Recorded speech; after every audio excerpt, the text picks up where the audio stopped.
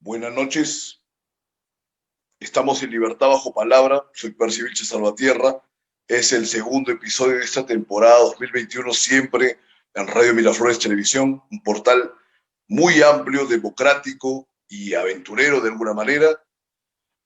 Hoy teníamos que conversar sobre todo de cultura, dejando para nuestra edición del domingo los temas políticos y de coyuntura, pero nos fuerza a hacer una introducción política el pronunciamiento del presidente de la República, Sagasti, acerca de las medidas restrictivas que se han impuesto respecto de la segunda ola del COVID-19. Particularmente, no me veo sorprendido, pero sí me causa una gran incomodidad que se hayan dado este tipo de medidas y sin embargo no se hayan tomado precauciones de orden estrictamente gubernamental sobre lo que corresponde a la administración del Estado. Yo digo, pero ya, muy bien, perfecto, se da esta segunda cepa, se da esta segunda ola del COVID-19, pero ¿por qué no se ha dado una proposición más sustantiva acerca de todos los alcances y las propuestas que puede realizar el Estado peruano para afrontar esta tremenda crisis de salud?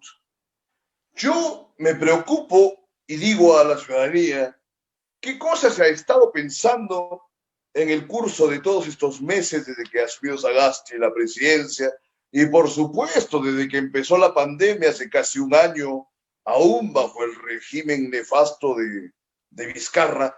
¿Qué gran medida se tomó para poder dar una solución a la escasez, por ejemplo, de camas adecuadas para atender a los pacientes que están en un estado muy grave del COVID-19?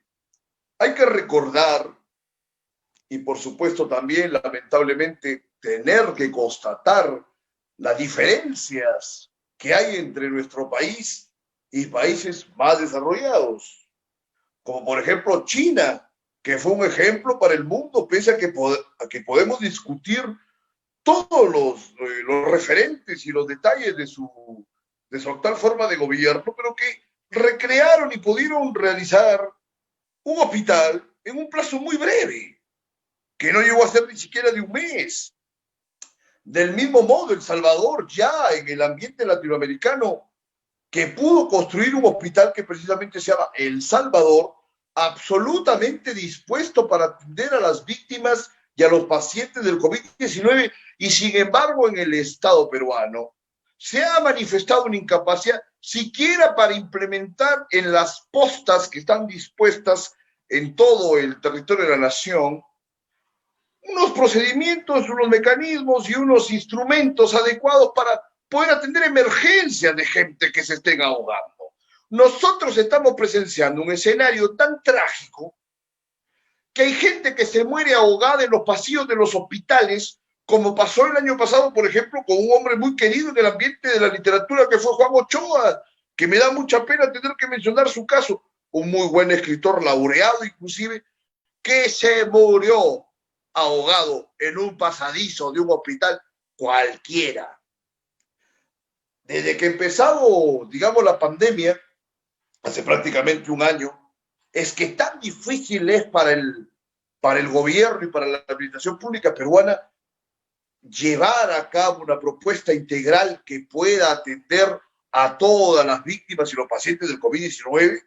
Sale Francisco Sagasti, como hizo en su momento Vizcarra, a decir cualquier cosa que intenta poner algunos parches en este derramamiento de sangre, en esta pérdida de vidas que sufren muchos compatriotas por los efectos de este virus maldito, y no es suficiente. Ahora, francamente, quieren desarticular cualquier cantidad de temas, reduciendo, por ejemplo, los aforos de un montón de comercios, como los que se refieren al cine, los restaurantes, como si esa fuese una gran solución. O sea, la única proposición del gobierno en este momento es llevar la responsabilidad a la ciudadanía antes que asumir como corresponde esa responsabilidad en tanto se ejerce el poder en este Estado.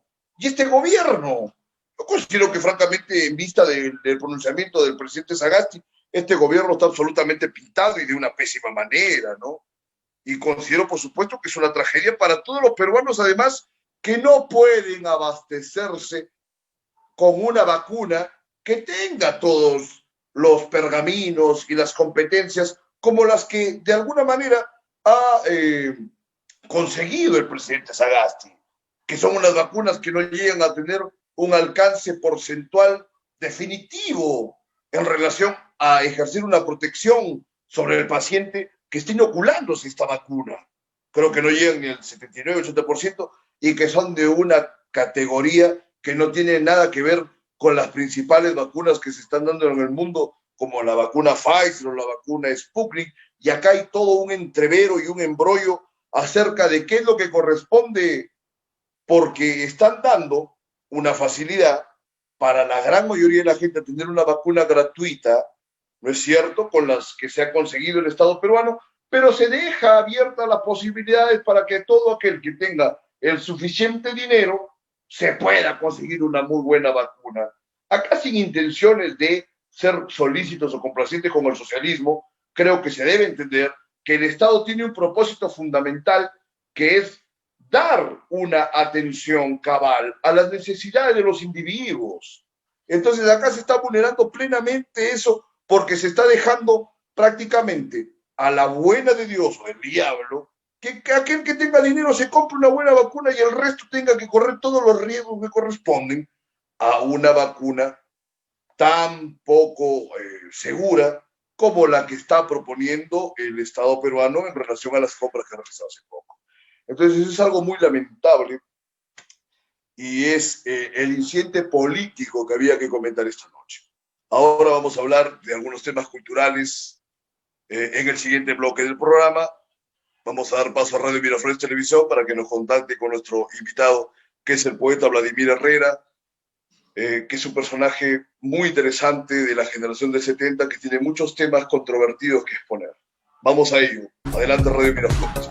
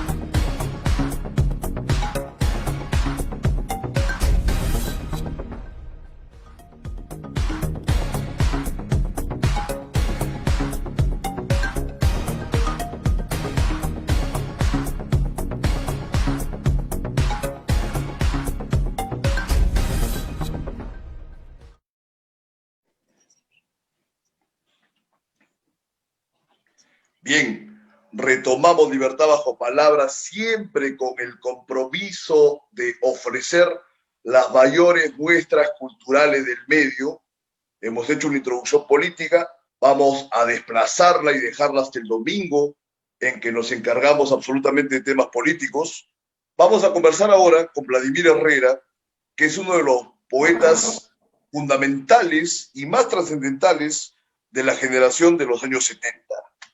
Vladimir tuvo una gran experiencia, no solamente respecto de su generación en el país, sino que también tuvo un despliegue internacional bastante importante, sobre todo en España.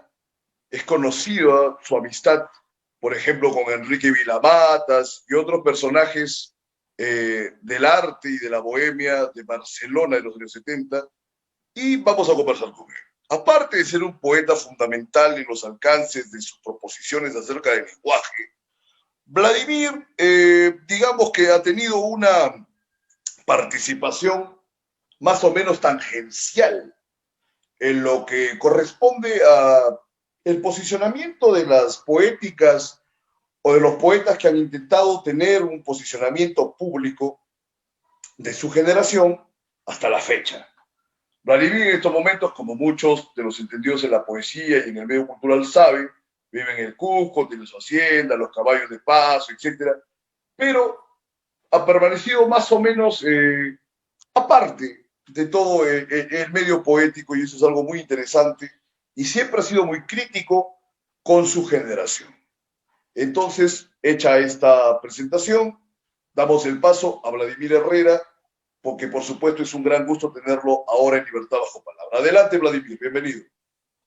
Hola, realmente estoy muy honrado por tus palabras, por tu presentación, porque al ser más o menos un poeta recóndito, digamos, hundido en esta parte del Perú, a 3.400 metros o 3.500 metros de altura, eh, pues siempre es alentador y es agradable poder tratar diferentes temas literarios en una conversación sencilla, sobre todo en estos tiempos que corren, ¿no? Estoy a tu disposición, pregúntame lo que quieras. Vladimir, permíteme Sí, hacer una reflexión acerca de tu generación, porque aquí hay bastantes elementos controvertidos acerca de los años 70.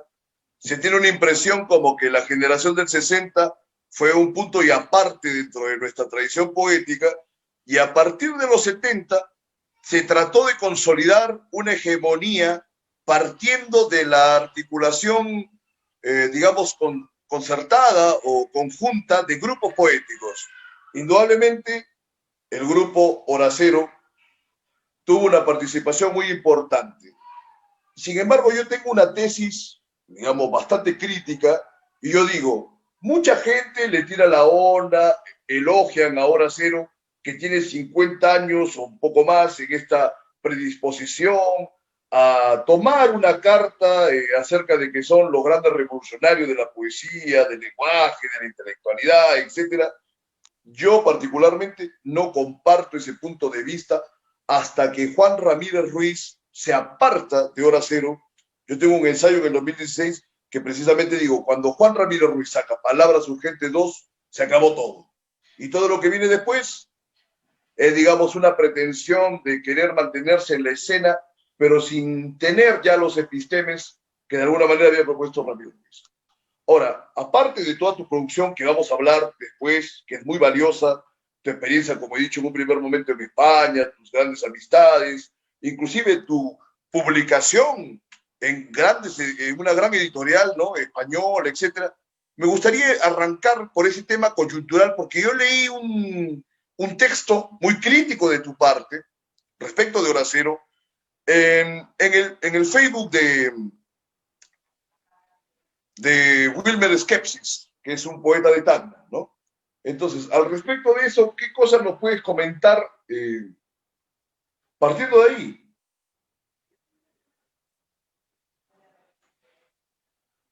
Parece que había una desconexión. A ver, vamos a ver qué cosa nos transmite el portal de Radio Miraflores, que son temas controvertidos. Vamos a ver, se está conectando nuevamente Vladimir Herrera, que reitero, es un poeta que tiene un trabajo precioso en el ámbito del lenguaje, pero queríamos empezar por este tema que es polémico, porque la poesía peruana los últimos años se ha visto pues en un descrédito tremendo, y Vladimir es un poeta francamente importante, ¿no? Sobre todo en el ámbito de los poetas de lenguaje, y que él mismo nos ha expresado que no le ha interesado mucho tratar de posicionarse, ¿no? Además que la poesía pues es un ambiente tan gaseoso. Vladimir, te veo nuevamente conectado, por favor. ¿Has escuchado lo que hemos propuesto o habría que reiterártelo? Coméntanos, Vladimir.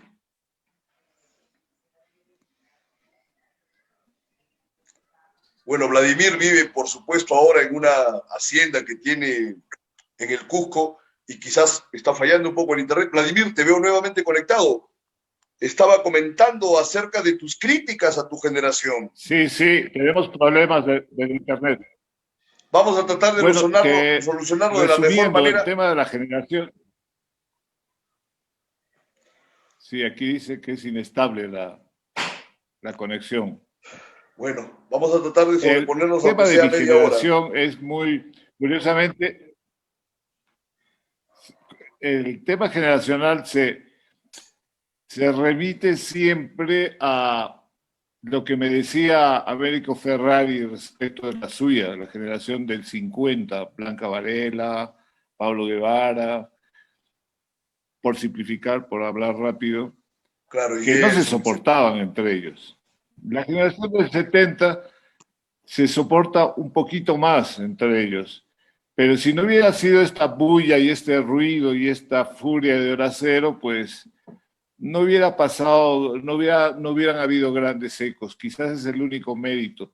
Yo no le veo a Hora Cero como generación ninguna trascendencia en realidad. Estéticamente no han propuesto nada nuevo y más que todo es patería y en fin, que giró en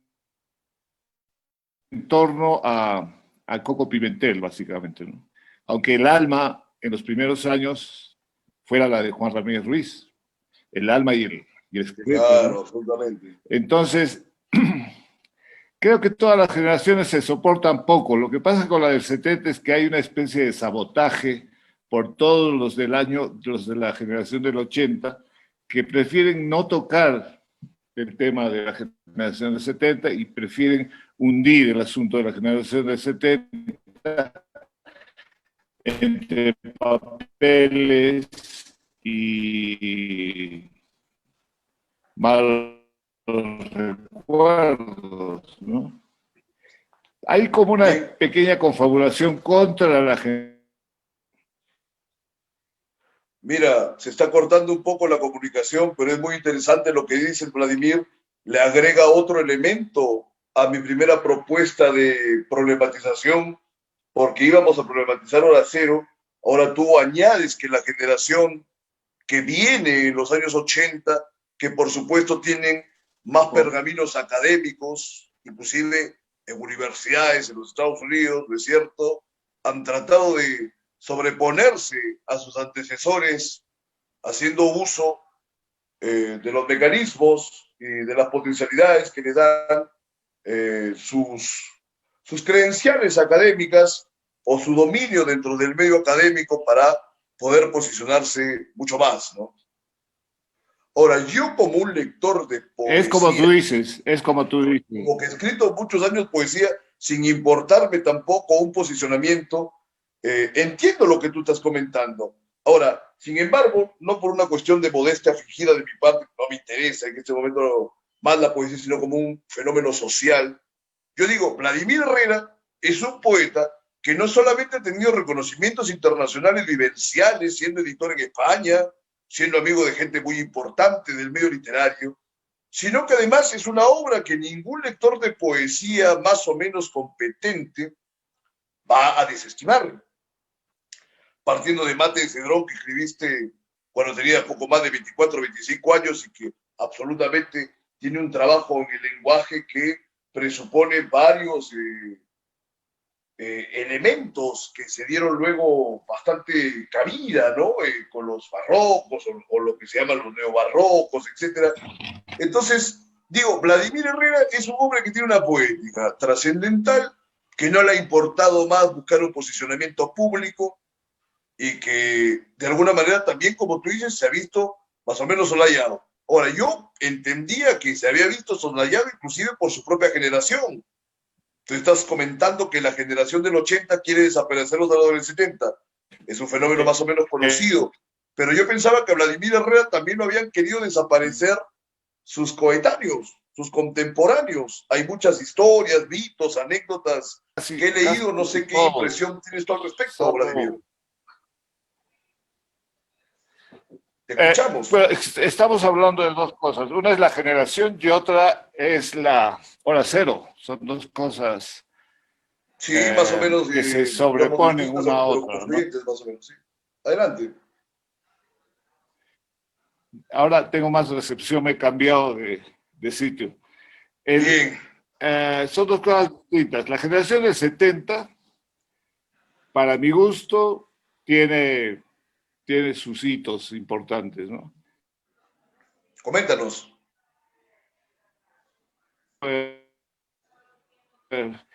Enturbia la oscuridad en este tema, porque es una presencia de propagandística más que todo, sin talento, sin norte y sin una estética verdadera, ¿no? Es un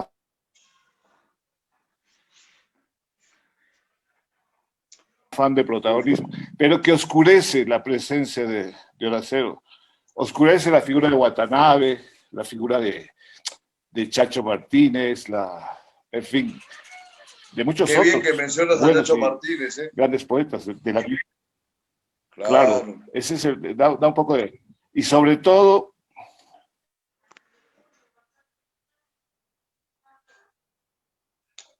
Qué lástima que hay algunas interferencias, la verdad. Noto que hay como una especie de confabulación en contra de Juan Ramírez. Y claro, el tema este del por qué una cosa que fue bonita en sus comienzos, sus primeros manifiestos, se volvió otra cosa a partir de la presencia o el momento en que Hora Cero se convierte en Mora Cero. Es la llegada de Tulio de México. Creo que es el manifiesto Contragolpe al Viento, ¿no? Claro, claro. Y a partir de la presencia de Tulio, que en paz descanse, claro. Nunca fue de Hora Cero. Él pertenecía a Estación Reunida. Que en paz descanse. Por eso la pena. Efectivamente, claro. Molesta hablar de estas cosas. Ribeiro, etcétera, claro. Porque, claro, ahora él ya no puede ni defenderse. Claro, no se puede defender. No se puede. Yo he discutido con él estando en vida, así que todo bien. Seguramente tú también has discutido, así que está todo bien. No pretendemos agredir a un fallecido, pero hay cosas que se tienen que conversar, porque acá se da una situación de impunidad y una alcahuetería que es casi como lo que sucede en el orden político, lleno de aconchabamientos y de argollas, y francamente yo creo que le hacen un daño de alguna manera a la historia poética del país. Mira, Vladimir, el otro día vi que le hacían un homenaje a Leonidas Yerovi, y lo decía un poeta que decía, es uno de los poetas que se ha olvidado. Leonidas Yerovi, que es un personaje literario, una vida absolutamente aventurera, intensa, y la gente lo ha olvidado. La gente se ha olvidado de Chocano, o lo desprecian a Chocano. En fin, es verdaderamente una desgracia. Es importante que nos sigas comentando, Vladimir. Prosigue con tu comentario. Quería contar un poco la historia reciente. Cuando publico Poemas Incorregibles en Tusquets, me hace una entrevista a la agencia EFE, en la cual yo digo que estos chicos son fujimoristas en última instancia. Qué grave. Por favor, adelante con más detalles. Y eso la agencia EFE lo difundió y salió publicado en El Comercio, en el Perú. Eran mis peores enemigos, ¿no? Y el problema es que generacionalmente eran mis amigos, pues ellos, eran mis patas.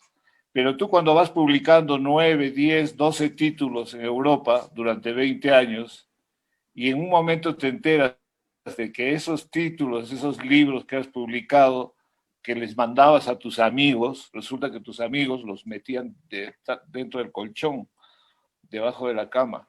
Gran Ocultaban, mezquindad típica de muchos peruanos. ocultaban Qué, los qué horrible. libros, ¿no? Hasta que me Claro. di cuenta. Cuando me di cuenta ya, en fin, pero claro, ahí el problema era uno de ellos, ¿no? Que además era gran amigo, porque compartimos en México muchas cosas y porque crió a mi hijo mayor, no crió exactamente, pero son historias íntimas ya. No, si quieres compartirla Me está bien, si explica no, no hay ningún mucho la problema, por favor. No hay ningún intimidad. problema. No te preocupes, no hay ningún problema. Además que es la primera vez que conversamos también, no quisiera que se den infidencias, ¿no? O Exacto, sea, sigamos dentro del claro. ámbito, digamos, histórico, poético, que corresponde a los procesos de desarrollo de esta poesía, de estas propuestas, de estos grupos. No hay ningún problema, Vladimir, adelante. Claro, pero la rencilla literaria pervive porque, claro, si tú vas a México y de acuerdo a cómo te va literariamente en México, te van a hacer envidias, o te vas a París y de acuerdo a cómo te va en París te hacen la puñeta, o en Barcelona igual. Son actitudes que cada poeta tiene y de las cuales tiene que ser responsable, ¿no es así?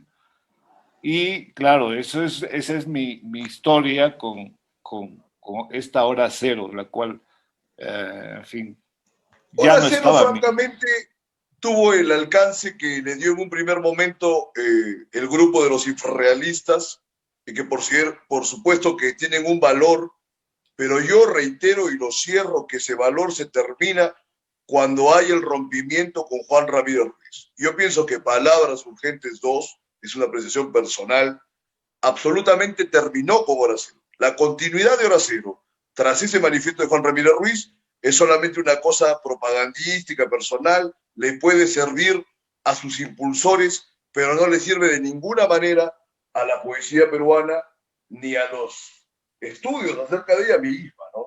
Ahora, Vladimir, pasemos a otro tema. Estabas hablando de España.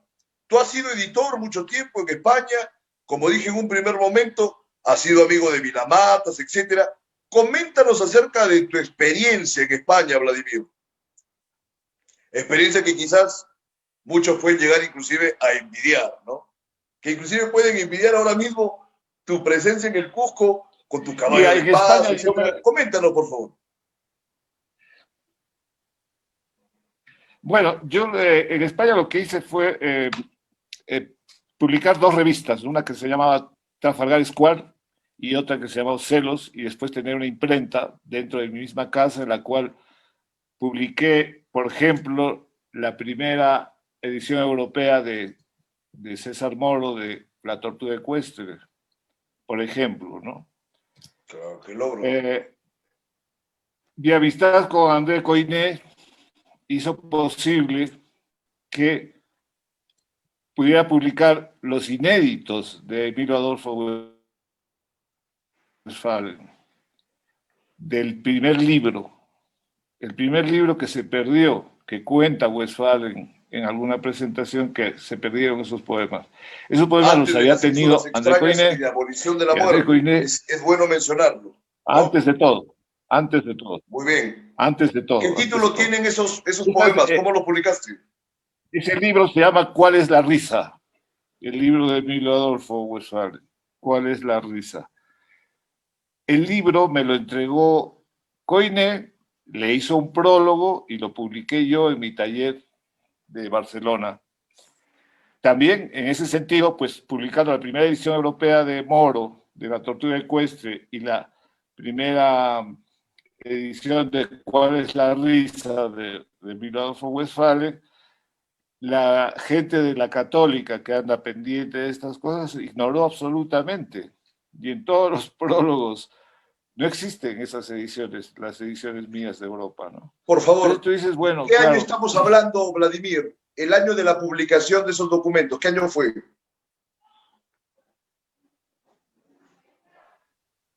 Estamos hablando del 78, el 80. Ya, ok. Tengo un libro. El 91 me encuentro, nace mi hija y me voy a encontrar con Emilio Westphalen, que me entrega libros, me entrega poemas de su último libro. Entonces esto tiene que haber sido entre el 87, 88, 89, 90, 91, porque me estoy confundiendo con otra etapa anterior. Ya, Entonces, correcto. Vale la precisión. no tengo la memoria hecha un cisco. Lo que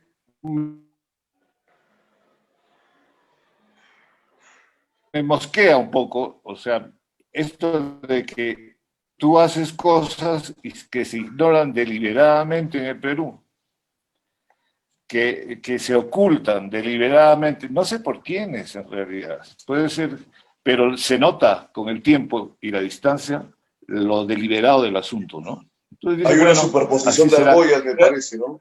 Claro. Exacto.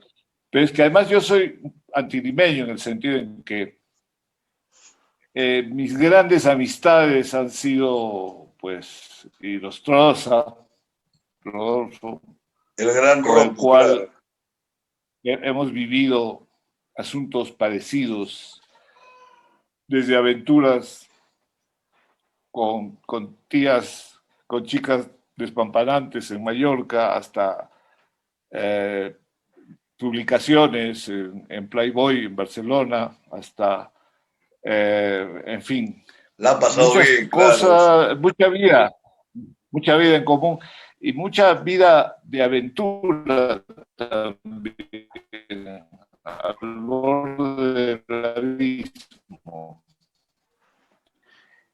Entonces, claro,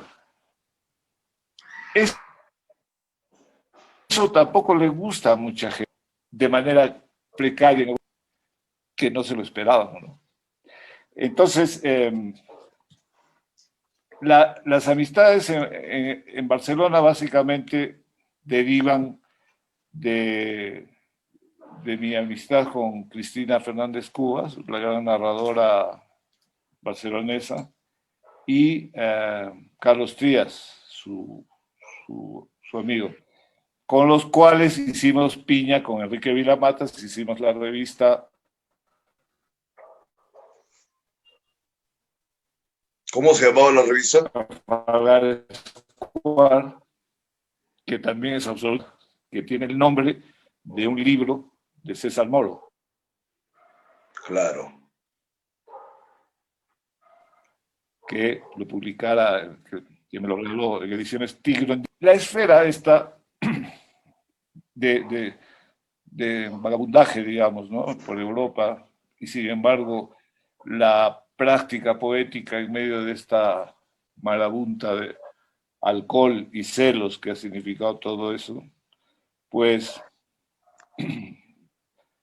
ha, ha terminado haciéndome partícipe de una vida literaria más o menos intensa entre México, Lisboa, Barcelona y Perú. Pero en Perú, ya ves, como soy antilimeño, sin quererlo, porque me gusta el ceviche, eh,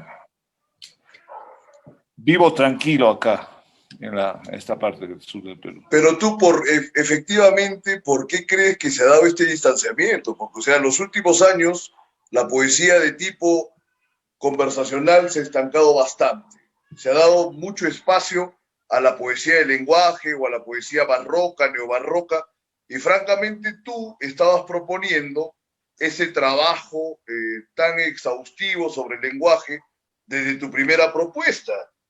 Entonces, ¿a qué tú me dices de que hay envidias, aconchabamientos, argollas?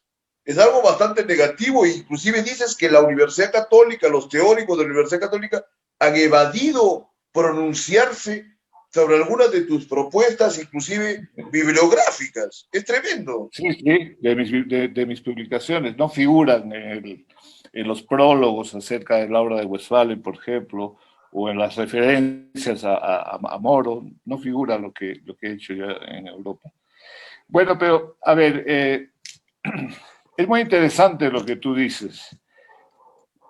Y un poco en broma, lo que creo es que los que nos fuimos a Europa tenemos una sensibilidad distinta de los que se fueron a Estados Unidos. Casi todos los que se fueron a Estados Unidos han vivido de la universidad norteamericana, de un juego de influencias y de clientelaje tremendo que comenzó un poco con Julio Ortega y continuó un juego que lo manejaba muy bien la señora Bustamante, la mujer de Julio, y que tuvo sus frutos para él, pero que enseñó a manejar el tema académico de los poetas peruanos que iban a Estados Unidos. Es una sensibilidad, es una forma de tomarse la vida. No es lo mismo que tomar champán en la Coupole, como hacía Inostroza en París.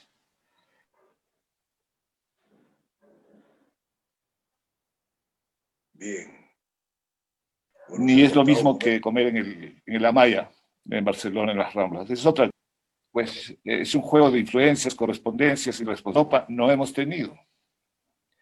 Y el sentido de lo que es una carrera literaria, por ejemplo, para mí es muy distinto del que estos chicos de las universidades norteamericanas, peruanos de universidades norteamericanas, creen o tienen. Son sentidos diferentes. Para mí lo que importa es las editoriales, el trabajo en las grandes editoriales y cómo te inscribes tu obra en ese tren. Bueno, ese por un lado, porque también hay poetas muy Para mí eso importantes es que han más o menos publicado importante. por propia cuenta o por ahí. Por ejemplo, yo te comento, Juan Ojeda es más o menos de tu edad o de tu generación, un No, Juan poco Ojeda es mucho más antes, es pequeño. un poco Juan Ojeda anterior, tendría 80 ahora. es un poco, se dice que es de los 60, pero Ojeda publicaba unos poemas que eran un hecatombe y a Ojeda también se le ha dejado mucho de lado, ¿eh? Y no sé si Pero tanto por ejemplo, tú Ojeda, estás exponiendo que el tema del glamour de ustedes en Europa les afecta. Puede ser. Hay una gran envidia por parte de los peruanos, pero Ojeda lo desestiman porque Ojeda particularmente me parece que los rompe casi a todos los de su generación. Escribe cosas que no parecieran propias de eso un es lo que yo escritor creo. peruano. No, no se le hace ninguna clase de Me homenaje a alegro que tú Ojeda, pienses así. etcétera, ¿no? Me alegro que tú pienses así. Toño Cisneros, sin ganas de molestar a sus admiradores, no tiene la profundidad de Ojeda, no tiene la diapasón, no tiene la locura que tiene Ojeda, por ejemplo, ¿no? Pero está muy reconocido en Miraflores. Yo Qué lo quiero bien que lo muchísimo, lo he digas querido ahora, muchísimo, Vladimir. llevamos Bueno, muy estamos en Radio amigos. Miraflores Televisión, pero no tenemos por qué tirarle la onda a Cisneros, que es un poeta efectista y muy bueno, ¿cómo no? Te comento algo que te va a Exacto, hacer memoria. exacto. Me Entonces, gusta siempre comentar esta anécdota, Vladimir. Permítame un minuto. Me parece que estaban en Roma Cisneros y César Calvo. Y Cisneros y César Calvo pues eran como unos niños mimados, ¿no? De la poesía. Dicen, ¿quién es el...? Fueron en días consecutivos a una radio que no me acuerdo. Y le dicen, la pregunta era, ¿quién es el principal poeta peruano en este momento? Y Cisneros dice, el principal poeta peruano es Antonio Cisneros. Y luego de Antonio Cisneros, César Calvo. César Calvo, como que tenía más calle, era más criollo, dice al día siguiente, el primer poeta peruano es César Calvo. Y después de César Calvo, el silencio, viene la nada. Y yo digo, pero estos tipos, que son unos poetas muy simpáticos, buenos, que no pensaban que Juan Ojeda qué cosa era. Juan Ojeda estaba ahí. Todo el que sabe leer dice, este escribe más, este es mejor que uno. Los que escribimos, los que leemos, sabemos. Si este es un crack, lo reconoces, como en la cancha, no eres un futbolista. Y lo ves que juega Maradona, o sea, porque Maradona juega en un equipo de tercera, no vas a negar lo que es Maradona. Entonces, ellos me parece que estaban negando un montón de gente. Hace rato mencionaste a Chacho totalmente. Martínez, etcétera. Por favor, tu Pero, apreciación, Vladimir. pero es lo que quiero decirte, o sea, que hay poetas que son de escaparate. Calvo, con todo lo excelente, gran amigo que era de escaparates. Le gustaba ser mirado, mirado y admirado. Y Toño también. Pero eso no quiere decir que, por ejemplo, Juan Ojeda a quien supongo que no frecuentaron ni conocieron, sea algo menor que ellos. Creo que Inostroza y Juan Ojeda son la voz, ¿me entiendes? Lo demás está No, muy coincido bien, con tu percepción. está Me muy alegra bien, que lo digas, que pero eres un poeta muy reconocido. Claro, estoy de esto es acuerdo. importante, esto es importante. Muy Ahora, importante. el tema del Perú también en poesía es muy complicado el asunto. Fíjate, hay un poeta de mi generación acá en Cusco que es Américo Yávar, que nadie lo pela en Lima. Claro. Él vivió en Barcelona en la época en que frecuentábamos a Bolaño y a Mario Santiago y éramos una misma bola, pero es de Cusco y además es de Paucartambo. Y me entiendes el tema. Eh, Y te entiendo Al y te poeta Raúl comento, eso casi no lo conoce la gente, porque la gente no lo dice, conoce la gente. Santiago se carteaba, ¿no es cierto?, con Juan Ramírez Sí, Ruiz, o en fin, sí, había una relación entre los infrarretas y Hora Cero, pero esta relación, yo mismo, te soy honesto, no la conocía, y que creo estar más o menos enterado del tema. Muy bien, adelante. perfecto. Y entonces en Barcelona, eh, pues nos, nos mirábamos mucho y bebíamos mucho con Bolaño y con Mario Santiago y con otro mexicano que se llama Guillén, apellida Guillén, ya mayor. Pero la amistad entre Bolaño y Américo Villávar era contundente, era una amistad alucinante, supongo que elevada por el grado etílico, ¿no? Pero Bueno, eso tampoco puede quedarse en el olvido, ¿no? Porque, a ver, el otro tema es que, ¿quién conoce en el Perú la obra de Raúl Brosovich? Cusqueño, nadie, claro, pocas personas. pocas personas. A Entonces, Quintanilla, al pintor Quintanilla, vi que le hizo un homenaje cuando fue su muerte, ¿no? Pero muy pocas personas, absolutamente, ¿no? Es que pasa que está la idea conocen del centralismo y 200 años de muy independencia que han sido poco. absolutamente limeños y es francamente un Ahí está el infierno y problema. una desolación, ¿no? Que hay que combatir. Claro, adelante, Vladimir. Ahí está el problema, ¿no? O sea, las dimensiones de cómo, conversando con Toño en una de sus últimas borracheras que tuvimos, me di cuenta de que toda la idea que tienen del mundo andino, la gente en Miraflores o en Lima, no quiero chocar con Radio Miraflores, No, no hay eh, ningún problema. No hay ningún problema es con el nombre. una ¿cómo te podría decir? Es relativamente prejuiciosa. Hablo de los intelectuales, ¿eh? Los intelectuales, los poetas. Porque, por ejemplo, se imaginan cualquier cosa de Quilco Huaraca, del, y nadie lo conoce a Quilco Huaraca, poeta en quechua, importantísimo, que tuvo un final horrible, pero cuentan cosas que no fueron. El tema de las haciendas de Perú, de la provincia de Espinar, la poetización que hacía Kirko Huaraca o la forma de poetizar que tenía Brozovic, pues han sido soslayadas, digamos, ¿no? Por Lima. No hablo exactamente de Miraflores, pero la Academia Limeña, la No, Universidad pero hay un tema Católica, con Miraflores también, porque los estamos en Radio críticos. Miraflores Televisión y está todo bien con Miraflores, pero por ejemplo, Escorza, ¿qué cosa decía de Miraflores? Miraflores es una isla de felicidad rodeada de Perú por todas partes. O sea, y ese Perú Exacto. era pues la desgracia, la miseria. Miraflores muy lindo siempre, pero el resto, que hecatombe. Y permíteme, Vladimir, añadir algo más. Yo Exacto. pienso que, hey, se cortó. A ver, retomamos. Digo, yo pienso que si Vallejo no se hubiese ido a vivir a París y recordando que Vallejo publica Trilce en Trujillo, yo creo que hasta ahora estaríamos estudiando como una labor de arqueología poética la obra de Vallejo. Vallejo se hace grande porque se va a hacerse grande a Europa. Si Vallejo se queda en Trujillo, que él escribió Trilce en la Exacto. cárcel, ¿no es cierto? Ahora sería prácticamente un hombre desconocido. Yo digo Gamaliel Churanga. el gran Gamaliel Churata con esa cosmovisión del altiplano, una obra compleja, El pez de oro. La gente que está acostumbrada a leer versitos y un par de ritmos por ahí, no pueden meterse ni siquiera de cabeza en esa obra y tampoco les interesa enaltecer a un serrano.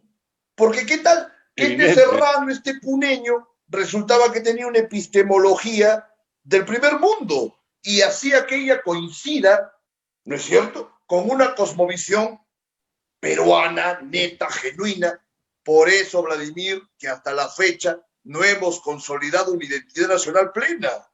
Es una Claro. desgracia y me siento muy complacido que tú estés ofreciendo tu testimonio esta noche. Adelante, Vladimir. Esto que dices de Churata es notable. Fíjate, quien Ediciones Cátedra es una editorial canónica donde entran pues Rulfo, Carpentier, Lezama Lima, solamente los grandes de América Latina, ¿no? Claro. Mi novia hace la edición crítica del Pez de Oro para Cátedra. Se publica, se distribuye en Lima, pero también se oscurece. Es una desgracia. Claro. Bueno, estaba muy bien el testimonio de Vladimir, hay algunas interferencias, No ha pero creo que esta trascendido un conversación trabajo es muy que a ella le instructiva. costó 10 años. Trabajo Le costó 10 filológico años. Bien. durante 10 años.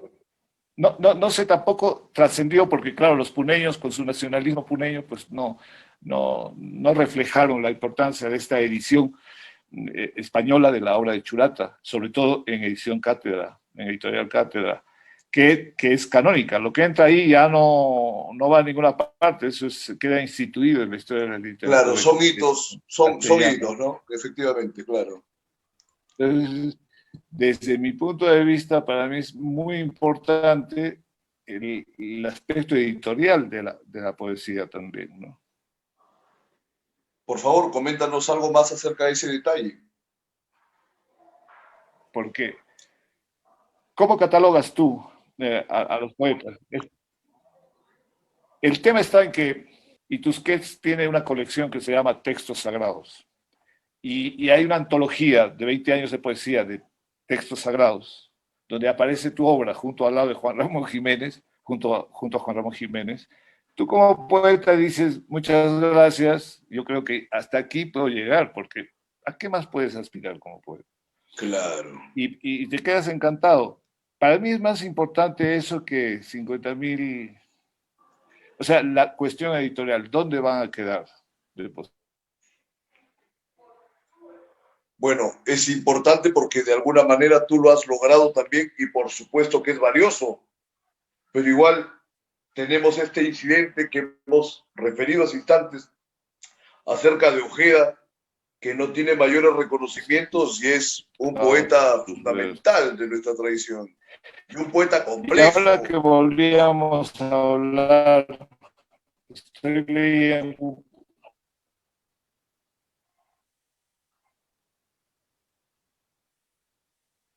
Bueno, tenemos algunas interferencias, igual lo que nos está comentando Vladimir Herrera es sustancial, es problemático y de alguna manera debe ilustrar acerca de las grandes mezquindades que se dan en el escenario literario nacional, sobre todo en el escenario poético, ¿no? Porque los narradores más o menos tienen una idea más clara de lo que es el mercado y bueno, de todos modos, como están en general supeditados a la óptica de las proposiciones narrativas de Vargas Llosa, no se hacen de mayores problemas, no hay unas obras narrativas, por lo menos en los últimos años, que sean rompedoras con esta tradición de este realismo llano, ¿no? Falto de color, de fantasía.